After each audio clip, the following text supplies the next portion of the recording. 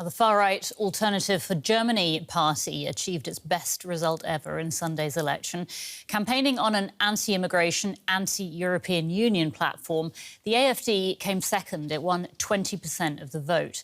It is now set to be the main opposition party, and that will mean a more prominent role for its co-leader, Alice Weidel. DW's Matthew Moore takes a closer look at the woman who has become the public face of Germany's far-right. To her supporters, she's a saviour. To her critics, a dangerous firebrand. Down! Down with these windmills of shame. But both can probably agree that Alice Weidel, the leader of the far-right Alternative for Germany, is a bit of a paradox. Weidel joined the party in the early days when it formed to oppose the euro. An economist, she wrote her doctorate on the Chinese pension system and speaks Mandarin. She soon rose up the ranks of the AfD and helped propel them into the Bundestag. We will deliver. By then, migration had become the AfD's core issue, and as the party moved further to the hard right, so too did her tone. Burqas, girls in headscarves and scroungers with knives and other good-for-nothings will not secure our prosperity, economic growth and, above all, the welfare state. And she embraced Björn Höcke, the leading figure of the party's radical wing, someone she previously saw as too extreme. Away from politics, her life looks very different. This is Weidel with her Sri Lankan-born partner. They have 2 sons and live in a different country, Switzerland. Weidel says her primary residence is in Germany. These apparent contradictions, a lesbian living abroad with a woman of colour fronting an anti-LGBTQ, anti-immigration party, has a lot of people scratching their heads. When I look at your program, I'm afraid for my future. I'm homosexual and I'm scared. By the way, you should be scared too.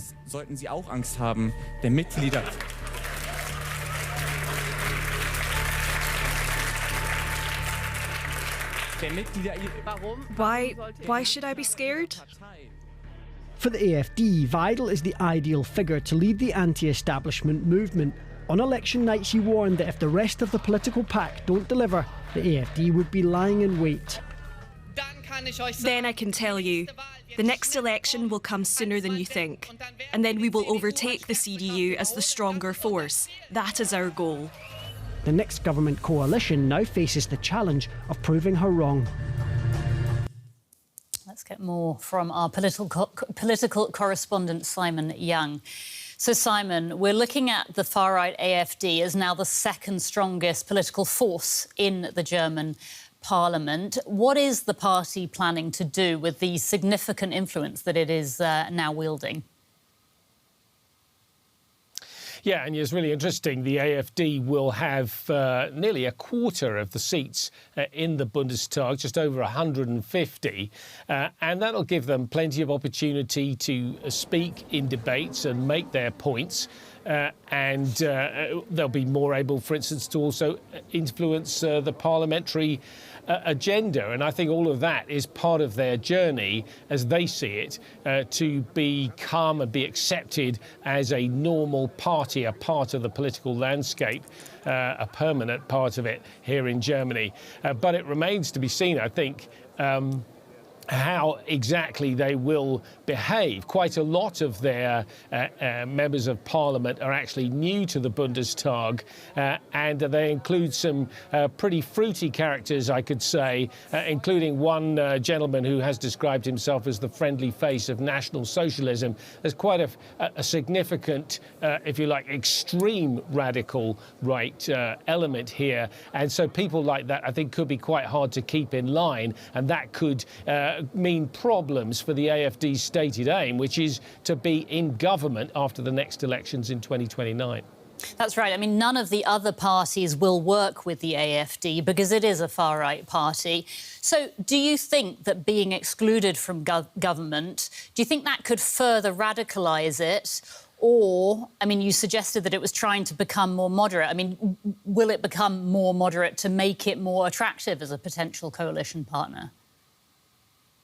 Yeah, I mean, it's an interesting question, because there's that point of view that says, well, they've got a larger representation in Parliament.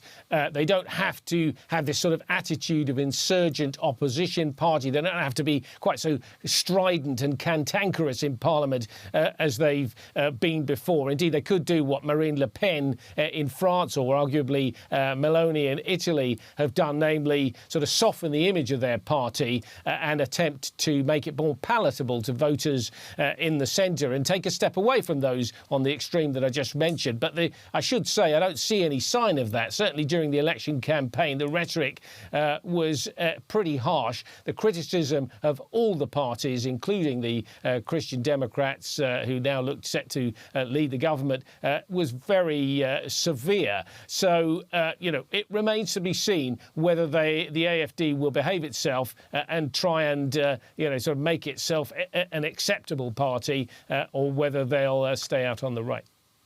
1 in 5 people voted for the AfD in Germany. How much of this success do you think is down to its co-leader, Alice Weidel? I think a lot of it. She's obviously a striking figure, a contradictory figure. In surveys, a quarter of Germans say that they think they're satisfied, as they put it, with her political work. But she is a confusing figure, living with her same-sex partner, raising 2 children when the party itself proclaims this very traditional family image. And then again, Weidel herself sort of has put herself forward as the sort of bourgeois face of the AfD. But she has also embraced pretty harsh rhetoric, talking about remigration of unwanted foreigners and this kind of thing. And she seems happy enough to work with these people on the extreme right in her party. And funnily enough, some of them are a bit disappointed with her. They think that she has led them to a slightly less good result than they could have achieved at national level. So there are already people saying, well, how long will they go on tolerating Alice Weidel for? That, too, is one of the questions we will have to work out in the coming months and years. Simon, thanks so much for that. That's Simon Young, DW's political correspondent.